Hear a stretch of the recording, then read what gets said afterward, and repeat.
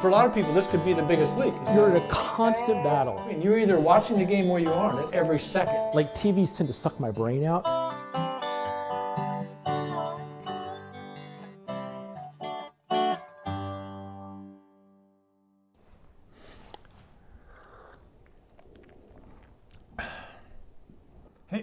Hey, is the camera running? Oh, camera's running. Yeah, we should probably make a video. So we should put our phones down? We should put our phones down, yeah, and make a video. Okay. Yeah, we're going to talk about phones at the poker table today. Those little devils. Those little devils. Everywhere you look, people are hooked on the things. Let's start with the cognition bit. I know that you've recently come across some things about cognition and phones. I just learned one recent thing, new study that said that this wasn't specifically about poker players, Right. but it might as well have been, been, that even having your phone visible to you, even if you're not engaged with it, it has been scientifically proven that this is a drain on your cognition. That whatever it is you are doing, what you wish you were focused on, you're going to be less focused just by even having your phone And there. so what's happening? I mean, what's the short summary here? What's happening is that for many people that are in the habit of being connected to the world by way of their phones on a minute or hourly basis, that just having that part of your life sitting there, knowing that there might be people texting you or something. Yeah, right. Okay. there people might be texting you. There might be a news story. Whatever it is you traditionally do on your phone habitually is looking at you. Even if you're looking at the back of your phone. That was the point of this study.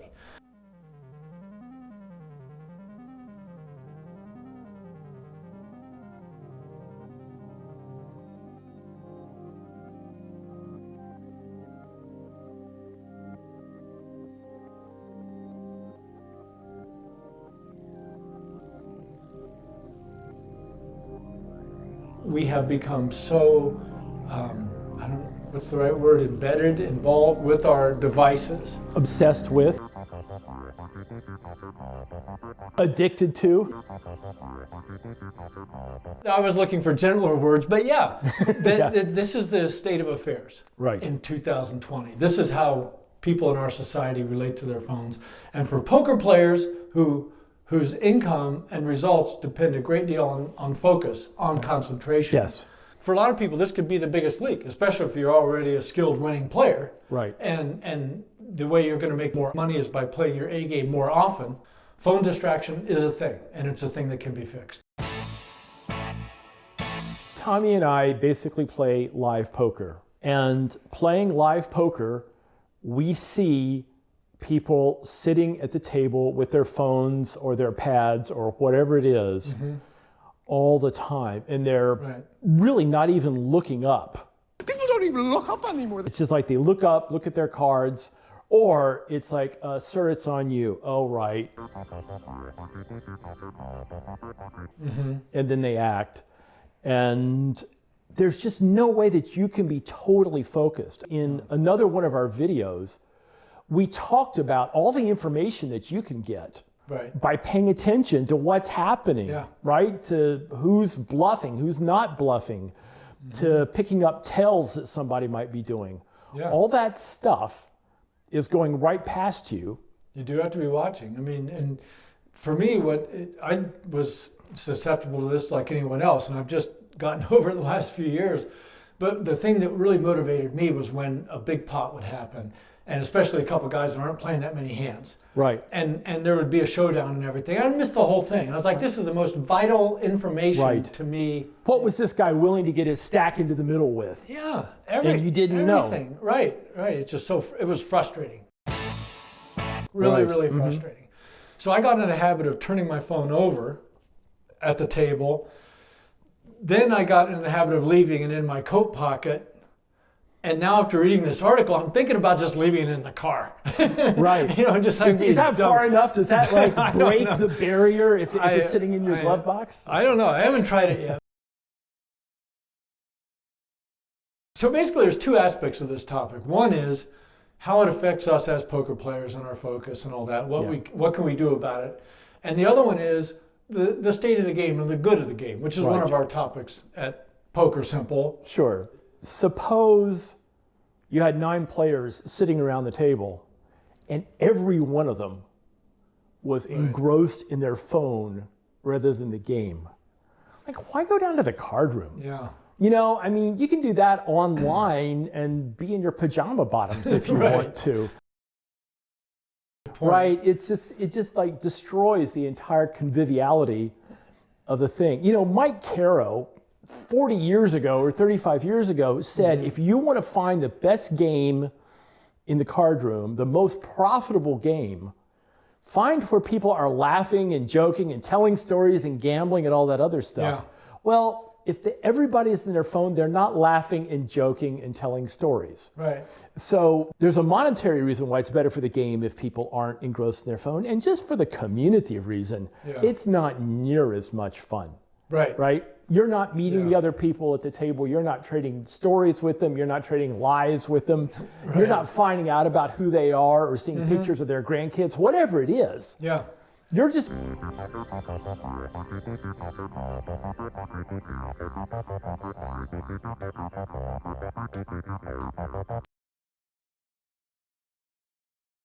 When everyone had nothing to do except look at each other and talk to each other, there was basically more tilt.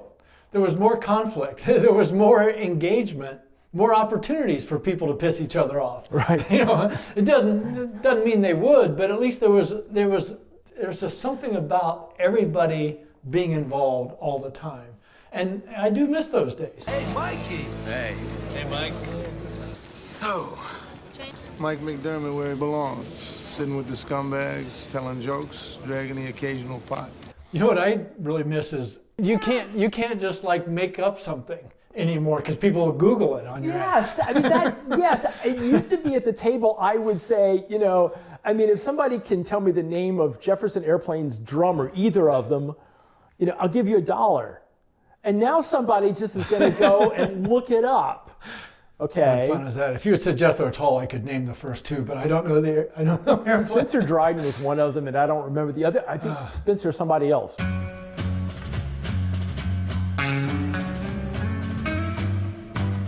And let's talk about some specifics about how might you put the phone away.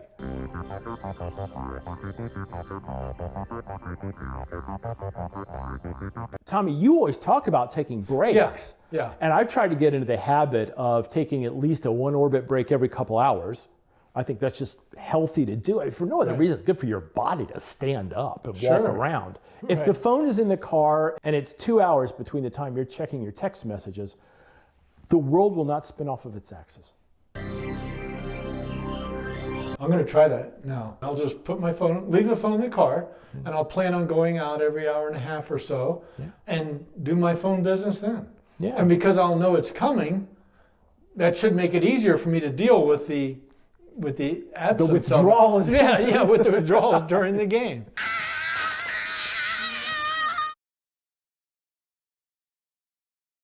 Let's circle back to how the phone costs us money. Right. Okay. Sure. It just like drains your focus Yeah.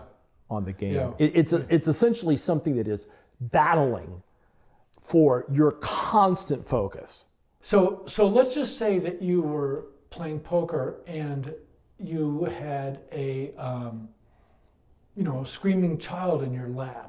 Or you had, think of That's like kind of like it is. Right, but draw up the most distracting thing you could imagine, then ask yourself, okay, are you going to make more money or less money With a that screaming distraction? child in your lap. Yeah. But that's really what it is. It's like it's an either or. There's no either in between. You're either watching the game or you aren't at every second. Yes. And the more often that you're paying attention to the game, the better. You know, that's all there is to it. Like TVs tend to suck my brain out.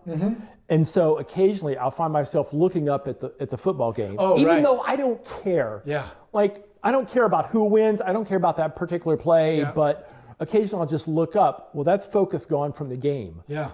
But imagine if there was this thing that was calling me even more effectively than the TV was. Yeah. And it was doing it. Oh, stop. Yeah. Right? There you go. You're in a constant battle Yeah. to try to get your focus back onto what hands is the 4-seat playing, is 5 on tilt, is 3 on a short stack, whatever it is that you really need to be paying attention to. To whatever extent we're able to summon the discipline to have less phone involvement than we do now, not only do we benefit immediately from that, but it's training. Yes, in general, because you hear, I saw the other day, there's like apps designed to help people use their apps less. Right. Yes. So that tells you what the state of affairs is. So if you're one who in general wishes you spent less time on your device, you can use poker here as training to just learn how to be less device dependent. I use an app on the phone to track my stack size at various points through the session to try to get a sense of, after a certain period of time, do I start losing or, things like that. Yeah. But I think, at least as an experiment, it's worth giving that up, or maybe just, every hour and a half when I go out to the car, then plug my stack size into the app. Right. Yeah. That's plenty fun. But even something like that, it doesn't have to necessarily be all or nothing. If you're talking about entering a piece of data, every half hour, if you know that's what you're going to do, right? It's like that's all I'm going to do. I'm going to bit. And I go through this with clients who want to take notes about hands. Right. And I tell them, I say, well, it's bad that you're distracted from the game. However, there's potential upside. Sure. Right. Yeah. But at least there you're working on your game. Right. At least there you're using the device specifically for poker, and that's probably the least bad way to use your device during a game. Well, the truth is that I'm going to leave it in the car because that way all the other bad reasons that I might look at the phone are gone. Right. Yeah. Right. And I really can go 90 minutes without the world knowing. So you say. Well, right. But I really should be able to go 90 minutes without.